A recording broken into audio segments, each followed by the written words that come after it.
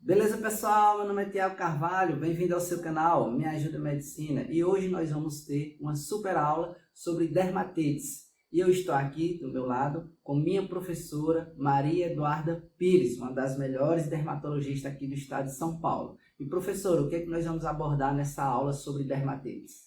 Então, hoje a gente vai falar sobre dermatites ou eczemas, que englobam uma das principais doenças dentro da dermatologia, com incidência enorme. A gente vai falar um pouquinho de dermatite seborreica, dermatite de contato, dermatite atópica. É uma aula bem extensa, mas super importante. Certeza que vai ser uma aula bastante esclarecedora para vocês. E se até o final do vídeo a gente conseguir lhe ajudar, deixa aquela hashtag, aquele comentário. Agora eu entendi. Beleza, pessoal? E professora, se o pessoal, porventura, quiser tirar dúvidas, como é que eles podem estar fazendo para entrar em contato com a senhora? Pode entrar em contato via Instagram, @DRA Maria Eduarda Pires. Lá tem o link de WhatsApp, tanto para o número de São Paulo quanto de Angra dos Reis, que a gente pode estar tirando dúvida. Beleza, pessoal? Agora vamos para a aula. Eczema é praticamente uma sinonímia de dermatite, tá? Então, muitas pessoas já devem ter escutado, tem uma dermatite. Então, dermatite e eczema, bem dizer, são sinônimas. Mas quando a gente fala de eczema ou de dermatite, isso não é uma entidade, né? Então, quando eu digo, tenho dermatite, que tipo de dermatite, né? Que tipo de eczema? Então, o intuito hoje é vocês entenderem que tem diferentes tipos de eczemas e de dermatites. A gente não vai abordar, é claro, todas as dermatites e todos os eczemas, mas a gente vai abordar os principais para vocês saberem para a vida, assim, que tem maior incidência e o que provavelmente vocês podem pegar, por exemplo, numa consulta, às vezes num pronto atendimento, algo nesse sentido. Então, por definição, o eczema é um grupo de dermatoses inflamatórias, pruriginosas, com característica clínica e histopatológicas comuns e bem definidas. No entanto, apesar delas terem características comuns, histopatológicas, elas vão ter etiologias distintas. As lesões elementares que definem os eczemas, elas são basicamente eritema, que é vermelhidão, edema, que é o inchaço, vesículas, crostas, que a gente também teve, e descamação. De acordo com a predominância dessas lesões, a gente vai classificar esse eczema ou essa dermatite como aguda, subaguda ou crônica. Então, elas são super frequentes, como eu falei anteriormente, e de todos eles, o mais comum é o eczema de contato, sendo seguido do eczema atópico e depois do eczema seborreico. Eles acometem igualmente ambos os sexos, todas as raças, e os diversos tipos de eczema eles vão resultar de causas externas ou internas, com etiologias variadas, como eu falei anteriormente para vocês, e os mecanismos patológicos eles são distintos. Então, apesar da gente olhar um eczema, clinicamente eles podem ser parecidos, histologicamente eles são parecidos, mas as causas são distintas, tá? Sejam elas internas ou externas. Então, aqui é para demonstrar as fases de eczemas, tá? E isso vai ajudar bastante vocês, tá? Isso tem que saber, é uma coisa que é importante saber. Então, quando a gente está com um eczema agudo, o que a gente vai observar no exame clínico? A gente vai observar eritema, que é vermelhidão, a gente vai observar edema, que é o inchaço, vesícula e exudação, sendo que uma das coisas mais características é a vesícula. Então, não sei se vocês conseguem ver muito bem por conta da luz, mas aqui é um exemplo de um eczema agudo, tá? Então, quando começa o eczema, quando começa essa dermatite, o paciente vai chegar para ti com que lesões? Eritema, edema, vesícula e exudação. Quando a gente tem um subagudo, a gente vai ter exudação também, a gente vai ter rubor, que é semelhante a eritema, a gente vai ter essa coisa avermelhada, a gente vai ter crosta e a gente vai ter descamação. O que é o mais importante do subagudo? Crosta. Tá? Então, tu saíste daquela fase da vesícula e tu já vê tem vermelhidão, mas já tá uma coisa mais com crosta, já tá aquela lesão um pouco mais seca, você já pensa num subagudo. E o crônico, a gente vai ter xerose, que a gente aprendeu na aula anterior, que é o sinônimo de ressecamento, isso. Perfeito, descamação, liquenificação, tá? E fissura, sendo que a liquenificação é uma das coisas mais características. Alguém lembra o que é a liquenificação que a gente teve na outra aula? Sim, mais espessa, mais grossa. E a gente vai, grossa, espessa, e a gente vai classificar como hiperlinearidade. Então, a gente vai ter um aumento das linhas, né? Então, sendo que a liquenificação é uma das coisas mais comuns a gente ver na dermatite ou no eczema crônico, que é o que a gente vê aqui na última foto.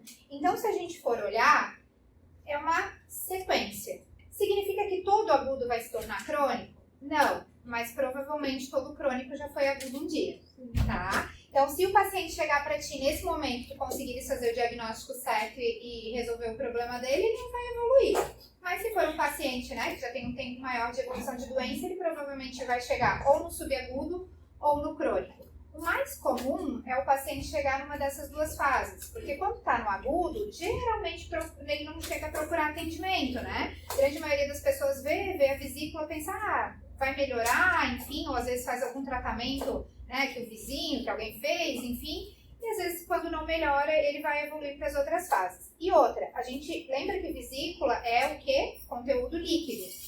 Ela facilmente se rompe. Não sei se vocês lembram do slide anterior, que na definição a gente falou que as lesões, por definição costumam ser o quê? Pruriginosas. Então, se eu tenho vesícula e alguém está coçando, vocês concordam comigo que a vesícula não vai durar muito, né? Então, comumente a vesícula rompendo, ela vai acabar gerando o quê? Exudato, crosta. Então, o paciente geralmente ou chega numa fase subaguda ou chega numa fase já crônica, com mais tempo de evolução. E, consequentemente, quando a gente liquenifica, a gente acaba posteriormente fazendo fissura, que é aquela lesão que tu já sabes que realmente tem bastante tempo de evolução. Facilmente, quando a gente olha isso daqui, a gente sabe que isso aqui não é agudo. E isso não é incomum. Às vezes o paciente chega com uma lesão assim, tu perguntas, não, começou faz pouco. Não começou faz pouco. E olhando isso, a gente consegue saber que já tem algum tempo de evolução.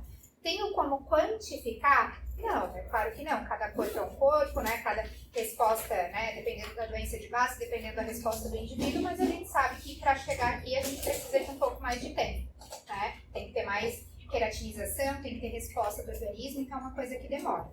Mesma coisa. Então vamos lá. Quando a gente olha essa foto, agudo, principal característica, vesícula. Tirando vesícula, o que mais que a gente vê? Cor, edema, consequentemente, é claro que a gente não está tocando para ver, mas a gente consegue ter a sensação de que isso daqui tem relevo, né? Então, está um pouco mais edemaciado. E a gente vê um pouquinho de descamação também aqui, que provavelmente a vesícula ali já está rompendo. Exato. Quando a gente olha aqui, subagudo, né? Então, a gente olha para cá, qual é a característica que mais chama atenção? Crosta, né? A gente consegue ver a crosta aqui. A gente tem vermelhidão? Tem rubor? Tem. Não é mais aquela vermelhidão tão intensa quando a gente pega na fase aguda, não tem mais tanto infiltrado inflamatório. Então a gente até vê uma vermelhidão, por isso que coloca ele como rubor, é um pouquinho diferente, né? Não é aquele eritema tão vivo de uma fase aguda, mas tem vermelhidão, tem descamação, mas tem crosta, é isso que salta aos olhos quando a gente vê. E quando a gente chega aqui, a foto está bem de perto, isso é uma testa, não sei se vocês estão conseguindo ver bem, mas o que chama atenção aqui? Liquenificação, hiperlinearidade, né? A gente vê, quando olha, tem mais o que aqui? Vocês imaginam que essa pele está feita? Olhando, a gente vê assim, está ressecada, né? Tem xerose. Tem xerose, tem descamação, tem hiperlinearidade, que é liquenificação, e tem fissura, né? A gente já vê que chega ao ponto de ter fissura. Aqui está mais difícil de ver, mas isso pode acontecer. Então, agudo, subagudo, crônico. Então, vamos para o primeiro tipo de dermatite que a gente comentou ali no começo, era a mais incidente, a mais comum, que é a dermatite de contato. Quando a gente fala de dermatite de contato, ela vai ser classificada como dois tipos. Quando a gente fala de dermatite de contato por irritante primário, tá? É a mais comum, 80% dos casos da dermatite de contato vem de dermatite de contato por irritante primário. E qual que é a fisiopatologia dessa dermatite, né, desse eczema? Ela é provocada, em geral, por alguma substância alcalina ou ácida, fraca, ou seja, que ela não é capaz de provocar uma queimadura em si, ou uma necrose, e ela produz uma irritação cutânea. Traduzindo, vamos lá, se eu pegar só da cáustica e jogar na pele, o que vai acontecer? Vai fazer uma dermatite? Não. Por isso que a gente coloca ácida fraca ou alcalina fraca. É claro que se for um ácido tricloroacético, jogar na pele, vai fazer o quê? Queimar. Então a gente está falando de substâncias, né, alcalinas, ácidas, que a gente está em convívio aí no dia a dia e que quando entram em contato, exatamente, fazem uma dermatite, irritam a pele, não o suficiente para causar bolha, necrose, queimadura, mas para fazer uma irritação. Então não ocorre uma alergia do produto, ocorre apenas irritação. Perfeito. Essa é a grande diferença entre as duas. Então aqui vocês têm que pensar no quê? No detergente, água sanitária, cloro. Não brinca Não. alergia. Pensa em tudo que tu entras em contato no dia a dia, né? Vamos lá, se pegares água sanitária para limpar a casa, trabalhares o dia inteiro com ela, quando tu olhares no final do dia, a tua mão vai irritar. Se a gente entrar em contato por um tempo prolongado, vai irritar. Então, por que ela é 80% dos casos? Porque ela não depende do... Exato, de sensibilização. Se eu quiser ter, eu vou ter. É só me submeter tempo suficiente a qualquer substância que seja alcalina ou ácida fraca por um tempo e vai... Ah, Duda, mas é igual para todo mundo? Não, não é igual para todo mundo porque a minha pele não é igual à sua pele. Então a gente sabe que o tempo de exposição vai variar de acordo com a pessoa. Mas todo mundo pode ter uma dermatite de contato por irritante primário. Nada impede. Deu para entender? Pode. Mesmo quando ela é repetida, Mesmo por quando exemplo, ela é repetida. uma marca de detergente. Toda vez que eu uso a marca de detergente, eu fico com a mão toda machucada. Não, aí talvez seja algum outro componente de dentro que te cause alergia. Isso daqui é substância que qualquer substância faria. Então você pode pegar qualquer marca de detergente que você usar o dia inteiro, vai acabar desencadeando. Isso é super comum na dona de casa, nas pessoas que trabalham com serviços gerais, que acabam desenvolvendo, né? Justamente porque tempo prolongado de uso. Então, o que acontece? O que provoca a dermatite? Uma lesão de queratinose causando o quê? Uma reação inflamatória na derme papilar. Por isso que desencadeia a dermatite.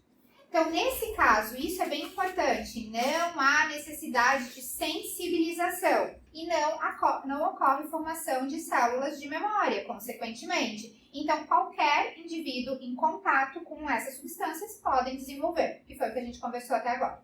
Então, o que é o quadro clínico? O quadro clínico vai ser igual de todos os eczemas que a gente falou lá na frente. Então, a gente vai ter eritema, que é vermelhidão, a gente vai ter descamação e a gente pode ter também vesícula e bolha. Nesse caso, eritema e descamação vai ser muito mais comum, vesícula e bolha, como eu falei, vai depender do tempo que você ficar exposto a essa substância para chegar a esse ponto. O prurido, que é a coceira, nesses casos, em geral, ele é discreto. Então, ele foge um pouquinho desse padrão do eczema.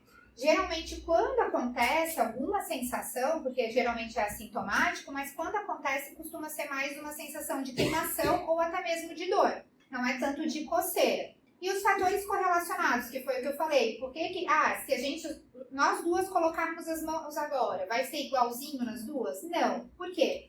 Espessura epidérmica, né? Então, dependendo da espessura epidérmica, vai ser diferente. O tempo de exposição à substância, a concentração da substância, o atrito. Então, lembrar que assim, a gente está atritando a pele, se é uma área de atrito ou se é uma área, né, machucada, ela já vai ter uma perda da integridade cutânea. Então, a gente sabe que a absorção, né, vai ser diferenciada, a epiderme não vai estar íntegra nesse local.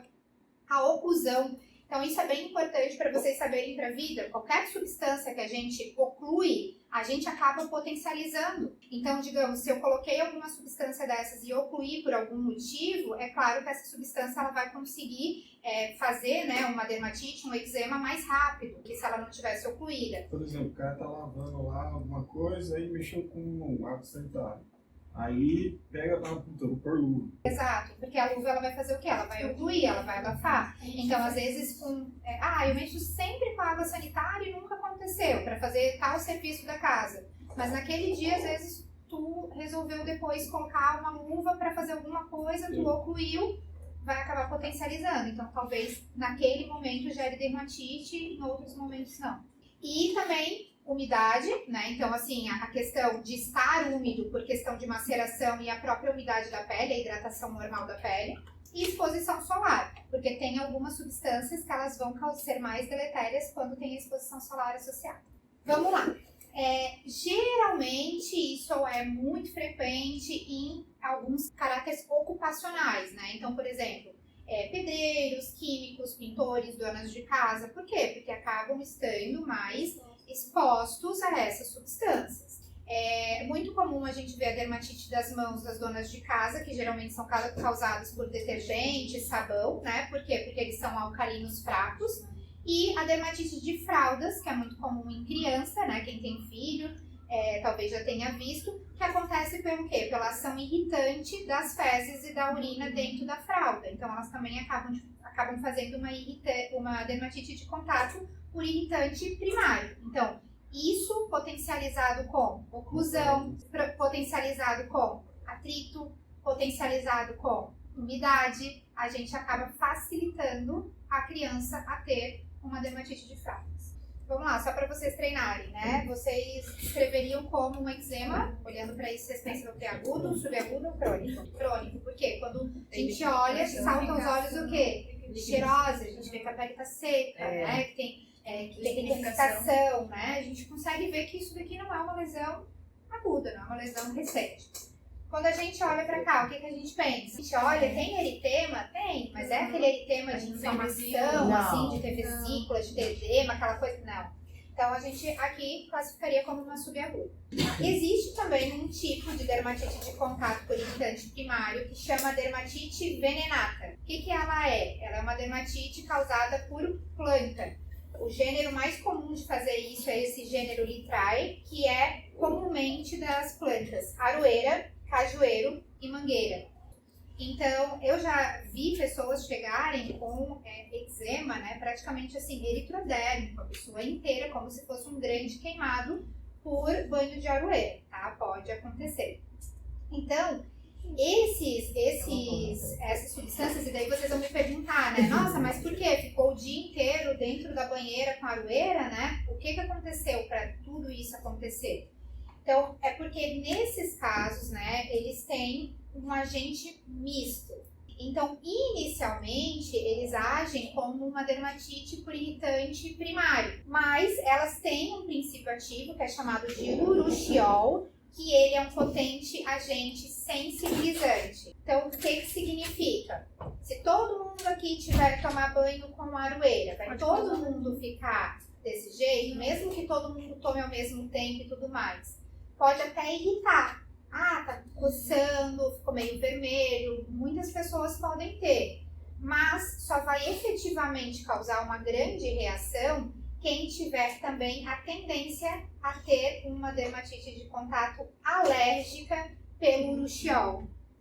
Então, com certeza não é desencadeada também no primeiro contato com a aroeira, porque precisa sensibilizar.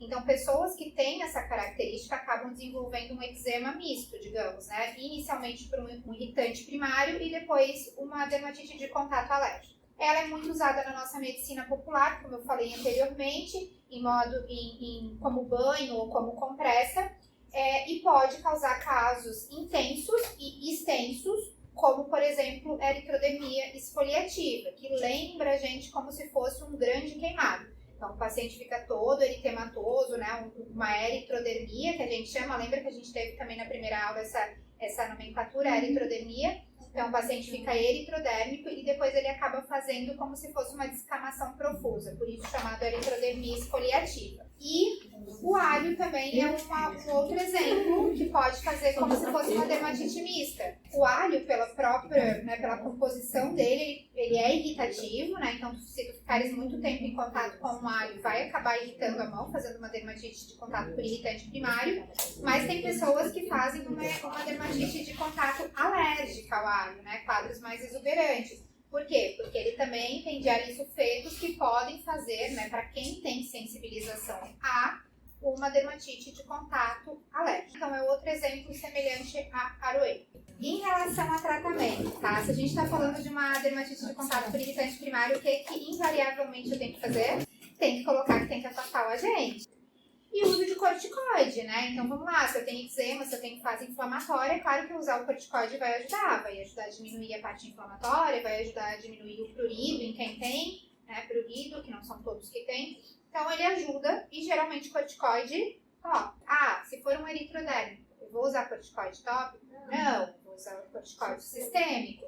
Agora, de maneira geral, isso também é uma coisa que muitas pessoas confundem, tá? Então, assim, prova, colocar corticoide, não é corticoide o quê? Top, oral, né, sistêmico, o que vocês querem consegue falar, porque é totalmente diferente. Imagina uma pessoa chegar com eczema no dedo e eu dar 60 miligramas de prednisona para ela. Tem cabimento. E aí vamos falar um pouquinho sobre a dermatite de fraldas, que também é uma dermatite de contato por irritante primário, como eu falei anteriormente. Então, onde é que é o local que acomete? A região que é coberta pela fralda, geralmente crianças menores de 12 anos, que são quem usam, né, fraldas.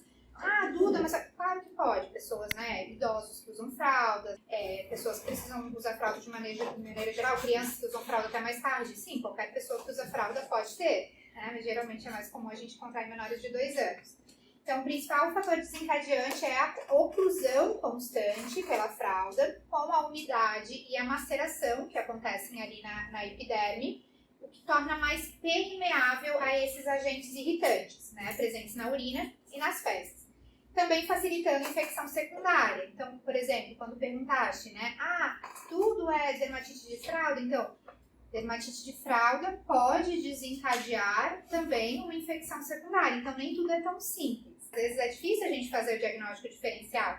Criança também, vamos pensar. Se eu tenho oclusão, se eu tenho umidade, se eu tenho perda de epiderme, perda de integridade, eu também facilito o quê? Infecção por bactéria, sim, e também por fungo, né? Super comum. Então, a gente tem que lembrar que a gente tem o nosso microbioma, as bactérias e fungos que moram ali na nossa pele. Então, pode acontecer, sim, se eu tenho perda de integridade, eu tenho oclusão, eu tenho umidade. O que fungo gosta? Quente e úmido. É claro que eu posso facilitar. Então, também facilita essas infecções. Principalmente Candida albicans, que é fungo, né? E bactérias como Proteus, Pseudomonas e o Enterococcus faecalis, justamente porque está presente nas fezes. Outra coisa importante falar, uso inapropriado de sabonete, de antisséptico, de loções higienizantes, a gente pode também aumentar a chance da criança evoluir com essa dermatite. Por quê? Eu tiro a barreira cutânea, né? A gente tem que lembrar que todo mundo tem uma camadinha de gordura que é protetora da pele, né? Tem muita mãe que fica, né? Então aquela coisa de tanto higienizar e passar álcool e passar lenço e acaba piorando. Eu tenho a gordura da pele. Se eu ficar o tempo inteiro passando sabão, álcool, o que eu vou tirar? A gordura boa da pele. Então acaba tirando a proteção, que serve para duas coisas, né? Ela serve para proteger, exatamente, uma proteção física, e ajuda também a manter a hidratação da pele. Porque a gente não perde líquido, a gente não perde, né, pro ambiente. Por quê? Porque tem uma capinha de gordura ali que ajuda, digamos, a não sair essa hidratação. Então, a gente acaba prejudicando de duas maneiras. Isso associado a uma criança que acaba ficando mais tempo do que deveria com a urina, com as fezes na fralda, é o que causa dermatite de fralda. Então, trocar com alguma frequência já ajuda muito. Além disso, tentar não higienizar todas as vezes também tem isso. Muitas mães, toda vez que trocam a fralda, vão lá e higieniza, lava, passa álcool, passa... Então, assim, não precisa, às vezes só passar a água mesmo, né? Ou algum lencinho que não tenha álcool, né? Enfim, a gente orienta muito no consultório para realmente lavar, né? Ir lá e lavar na água corrente. E o quadro clínico, então, ele vai acometer o quê? Superfícies convexas, né? Ele poupa as dobras. Então, isso é uma coisa que ajuda muito a fazer o diagnóstico. A gente fala que é um W, a gente consegue ver direitinho a região aqui onde não está acometida. Então, a gente vê eritema, e a gente, né, vê que as areazinhas de dobra, elas são poupadas. Por quê? Justamente por não entrar em contato, né? Por estar dobradinha, por conta da fralda, acaba não pegando. O que a gente vai ter de sinal? Eritema, que é vermelhidão. A gente pode ter uma fase, principalmente a inicial ali, uma fase com mais brilho, né? Um pregueamento mais característico, assim, a pele fica com um pregueamento característico. Edema, pápula, vesiculação, erosão, ulceração, que é o que a gente vê aqui. E depois a gente já vê que vai ficando com uma vermelhidão mais sem brilho, né? Com descamação. São as fases, agudo, subagudo e crônico. Então, geralmente vai passando de fase em fase. Mas a principal dica disso é a questão de poupar a região de dobra. O tratamento é feito com emolientes, né, com agentes como barreira, né, agentes espessos como óxido de zinco, por exemplo. Aqui eu coloquei hidrocortisona, eu coloquei o tipo do corticoide, porque, tá, não é que seja obrigatoriamente, mas hidrocortisona é um corticoide tópico de baixíssima potência. Então a gente tem que lembrar que tudo que a gente oclui, a gente potencializa. Tá? Então, não adianta também passares um corticoide de média, de alta potência, tem que pensar que a criança vai ter que usar fralda e tu também vai estar potencializando o ativo que tu estás usando, que é o corticoide.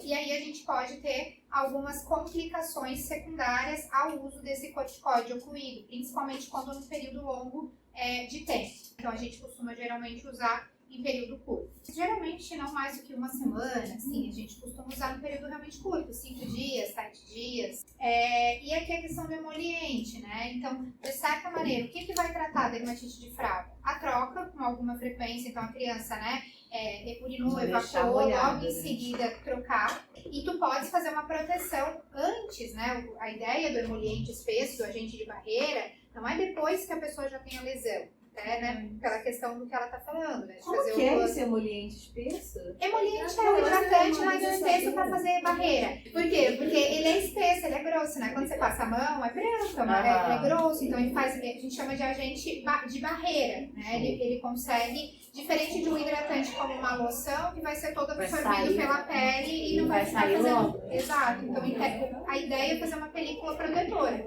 Então, tu ajudar a fazer essa barreira como se fosse a gordurinha da nossa pele, uma barreira protetora para essa urina, essas fezes não entrarem tanto em contato. Mas como prevenção, não significa também que depois que a pessoa não vai ajudar, né? Ajuda, mas não ajuda só fazer isso, né? Tu tem que fazer a troca de fraldas, geralmente tem que entrar com corticoide para aliviar, até porque a criança costuma ficar incomodada também, né? Então, assim, diminui sintoma, além de diminuir processo inflamatório. E agora vamos falar da outra dermatite de contato, que é a dermatite de contato alérgica.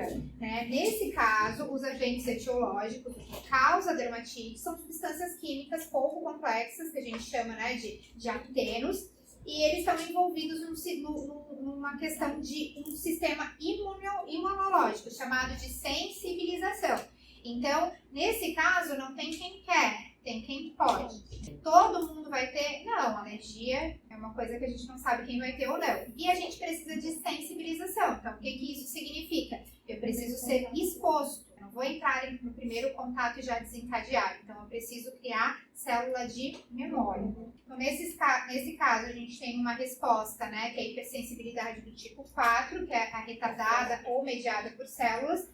Então, isso envolve o quê? 2 fases. A fase de indução ou de sensibilização, ou a fase aferente, e depois a fase de elicitação, evocação ou eferente. Isso muda a nomenclatura de acordo com a literatura. São sinônimos. E aí, vamos lá. Vocês já tiveram isso provavelmente em imuno, então eu só estou repetindo, mas exatamente, né? A gente tem a fase de indução, então a gente vai ter o acteno, que vai entrar em contato através da proteína carreadora, ele vai estimular, né, a resposta de linfócitos efetores, que vão para o nosso sistema linfático, vão ficar lá guardadinhos e vão produzir o quê? As nossas células de memória. No segundo momento que esse acteno, né, tiver uma nova exposição, quando ele chegar, ele vai ser apresentado para as células de Langerhans, né, células apresentadoras de antígeno, e elas vão fazer o quê? Estimular os meus linfócitos de memória. Então, é como se a segunda vez que ele chegasse aqui, o meu linfócito já soubesse do que está se tratando. Então, opa, exatamente, calma lá, que isso aqui não é meu, isso é estranho e eu vou atacar. Então, a gente precisa dessa fase de indução para a gente ter a fase de manifestação. E aí, quando a gente fala de dermatites de contato, até assim, de maneira geral, tanto a por irritante primário quanto a alérgica, a gente fazer um mapeamento topográfico desse paciente ajuda também a saber mais ou menos o que pode ser o agente causador. Quanto a por irritante primário, é muito mais fácil, pelo motivo que a gente falou anteriormente. Vai irritar onde eu tiver contato. Então, é mais fácil tu pensares o que pode ser o agente causador. Nesse caso da dermatite de contato, não é pelo mesmo motivo. Porque não é obrigatório que eu vá ter manifestação cutânea no local onde eu me expus a esse agente. Mas, existem alguns agentes que são clássicos de fazerem lesões em alguns locais. Então, aqui, por exemplo, é um caso de um eczema de contato ao couro. Nesse caso, é bem caprichoso no local onde está em contato com o calçado. Então, fica fácil a gente fazer essa analogia de que provavelmente é algo do calçado. Ah, Duda, só o couro? Não, poderia ser a borracha, né? Poderia ser outras coisas que podem ter no calçado, mas tu já pensas em algo nesse sentido. Diferentemente desse caso, isso daqui é uma coisa super comum. Então, geralmente, quando a gente pega um paciente com eczema nos olhos, primeira coisa que eu quero que vocês pensem é esmalte, tá? Não esqueçam mais isso, porque é uma coisa extremamente comum e todo mundo pensa em outras coisas. Então, é bem comum, assim, eu não tenho uma porcentagem exatamente para dizer, mas com certeza mais de 90% dos casos vem daqui do esmalte. Muitas manicures mesmo tem. Ah, então é bem comum, né, por trabalharem, é um azar, né, porque a pessoa vai ter alergia exatamente ao que ela vai trabalhar, mas não é incomum de ver algumas manicures com eczema periorbital e que geralmente é do esmalte. E aí, a gente sabe também que o diagnóstico é feito, né, mapeamento, como eu falei para vocês, ver a questão profissional, que muitas vezes pode estar associada, e ao teste de contato. E quando eu falo de teste de contato, eu estou falando mais de PET teste. Não é prick teste. É teste de contato ou PET teste. Aqui é só para mostrar para vocês a questão das topografias, como eu falei. Então, dependendo do local, tem algumas coisas que nos passam pela cabeça. Isso não é uma obrigatoriedade, é só uma ajuda para pensar. Então, né, se a gente tiver uma dermatite, um eczema mais em face, eu vou pensar o quê? Cosméticos, perfume, medicamento, medicamento tópico, né, de uso, esmalte de unha, como eu falei, para pegar muita região periorbitária, tintura de cabelo, chapéu. Então, pode ser que seja algo mais em contato com aquela região. E esse é o PET teste. Para quem não conhece, né, a gente tem uma bateria que a gente chama de bateria padrão, que são substâncias que são padronizadas, então todo PET teste vai ter o mesmo jeitinho, são as mesmas substâncias que são testadas, que justamente são as substâncias mais alergenas, mais comuns da gente entrar em contato. A gente faz sempre bateria padrão, principalmente para mulheres a gente usa mais, né, porque geralmente usam mais cosméticos, mas os homens também que usam a gente pode adicionar, que é uma bateria cosmética. Então, a gente faz bateria padrão mais bateria cosmética. E a gente pode também fazer uma bateria, digamos, individualizada. Então, às vezes, chega o paciente e fala, toda vez que eu uso este esmalte, eu faço. Ou, eu acho que esta maquiagem está me causando. Então, a gente pode também individualizar, pegar, né, a fitinha, colocar o agente que o paciente trouxe e colocar ali na pele. E aí a gente coloca, geralmente a gente faz uma leitura em 48 e 72 horas, isso depende, às vezes faz 24, 72, enfim.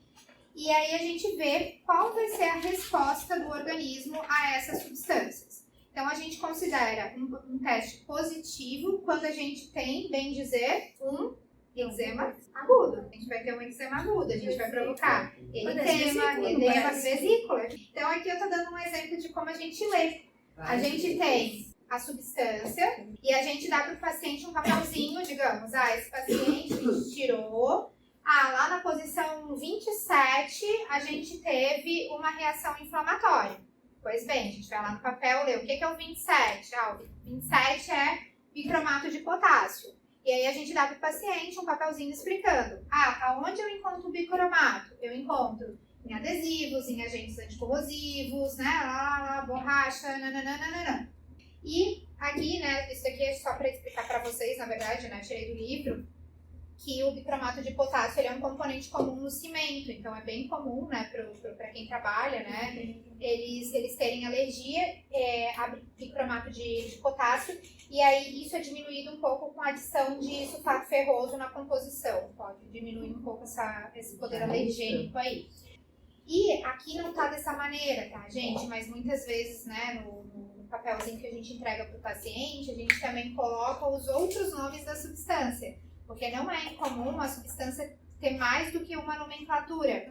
E o paciente precisa saber. Não adianta nada eu saber, o paciente tem que saber. Por quê? Porque a partir do momento que ele tem esse diagnóstico, ele vai ter que fazer o quê? Ler rótulo. Exato.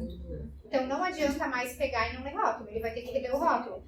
Se tá lá em dermocosméticos, em produtos de higiene, ele vai ter que ler a pasta de dente, ele vai ter que ler o shampoo, ele vai ter que ler o condicionador, ele vai ter. Porque se tiver um daqueles nomezinhos ali, ele sabe que ele vai poder fazer dermatite de contato.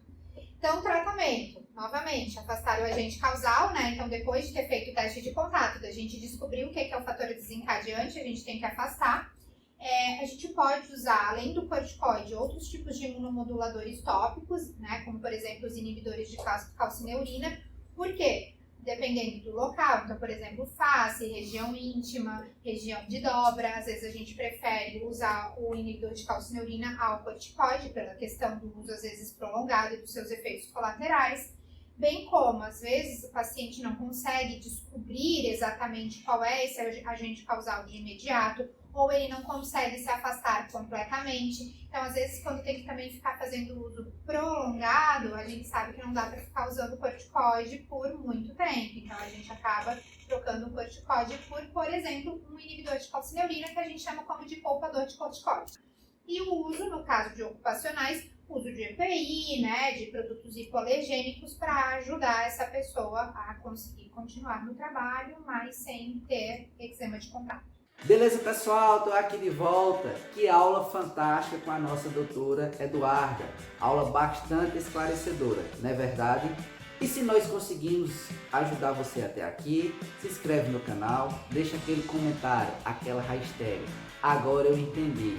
Qualquer dúvida, nos procura no Instagram do canal. Me Ajuda Medicina Oficial. E lembre-se, nem só de pão viverá o homem, mas também de muito estudo. Deus abençoe a todos e até o nosso próximo encontro.